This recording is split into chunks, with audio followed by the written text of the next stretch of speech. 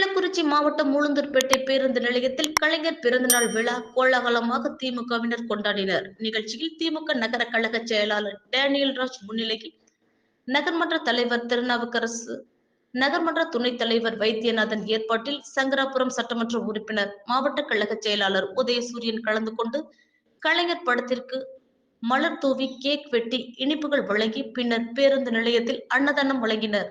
அரசு மருத்துவமனையில் உள்ள நோயாளிகளுக்கு இனிப்பு, சத்துமாவு, பழங்கள் வழங்கினார்.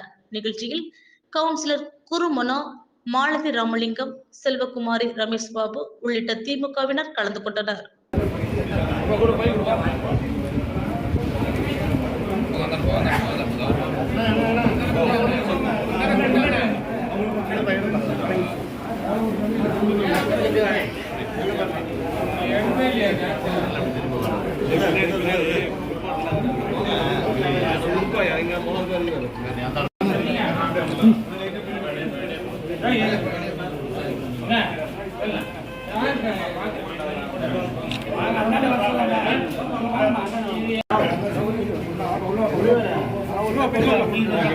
Okay, right.